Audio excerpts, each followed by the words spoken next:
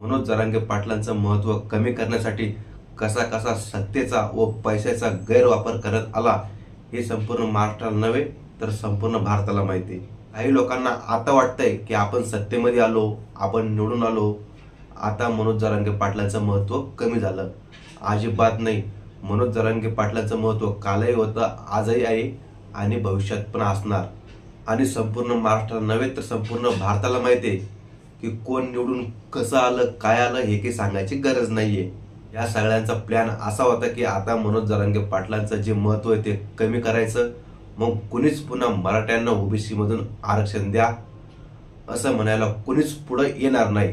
पण मनोज जरांगे पाटलांनी शेवटच्या श्वासापर्यंत सांगितलंय की जोपर्यंत मी आहे तोपर्यंत ही मराठा आरक्षणाची लढाई मी सोडणार नाही। त्यामुळं कुणी काही म्हणो, आज सुद्धा खेड्यापाड्यातील मराठा समाज मनोज जरांगे पाटलांच्या पाठी ठामपणे उभा आहे। आणि या चक्रव्यूहामध्ये काही मराठ्यांनी सुद्धा मनोज जरांगे पाटलांच्या विरोधात काम केलेलं आहे। चक्रव्यूहामध्ये मनोज जरांगे पाटलांना अडकवण्याचा भरपूर प्रयत्न झाला होता आणि या प्रयत्नामध्ये काही मराठा समाजामधले सुद्धा लोक होते। पण हे लोक कोणते होते की त्यांनी गोरगरिबांचे मुंडके मोडून एवढी संपत्ती कमवून ठेवली की त्यांच्या पिढ्यानपिढ्या बसून खातील, म्हणून त्यांना आरक्षण भेटलं काय नाही काय। पण या अशा गद्दार लोकांमुळे गोरगरीब सर्वसामान्य मराठ्यांचं नुकसान होत आहे आणि याला जबाबदार हे आपलेच काही श्रीमंत मराठे।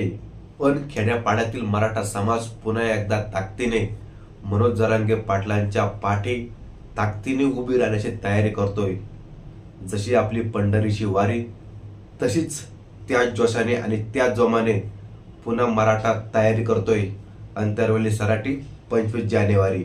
कारण मराठ्यांचा संघर्ष होता, मराठ्यांचा ढाणेवा पुन्हा मैदानात उतरतोय म्हटल्यावर आपणही त्यांच्या पाठीमागे ठामपणे उभं राहायला पाहिजे आणि त्यांना पाठिंबा दिलाच पाहिजे। त्याच्या घडीला सर्वसामान्य मराठ्यांना मनोज जरांगे पाटलांपेक्षा दुसरं कोणी नाही मोठं, कारण की त्यांना माहिती आहे आपलं 24 कॅरेट सोनं अजिबात नाहीये खोटं। अख्ख्या महाराष्ट्राने नाही तर अख्ख्या भारताने बघितलं की मनोज जरांगे पाटील किती संकट आलं तरी पण कुणापुढे झुकत ना कुणापुढे वाकत। म्हणून मनोज जरांगे पाटलांचा आत्मविश्वास वाढवण्यासाठी पुन्हा एकदा त्या जोमाने आणि त्या जोशाने मराठ्या पुन्हा एकदा लाव ताकद, पुन्हा एकदा तळागाळातला विखुरलेला आणि झोपलेला मराठा जागवा आणि 10 दिशा पुन्हा फडकूया रंग भगवा।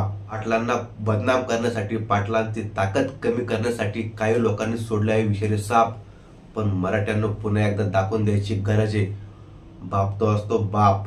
ईश्वर साक्षी ठेवून आपण पुन्हा एकदा लावू कपाळे माती, पुन्हा एकदा नव्या जोमाने आणि त्या जोशाने पेटूया मराठा आरक्षणाच्या वाती।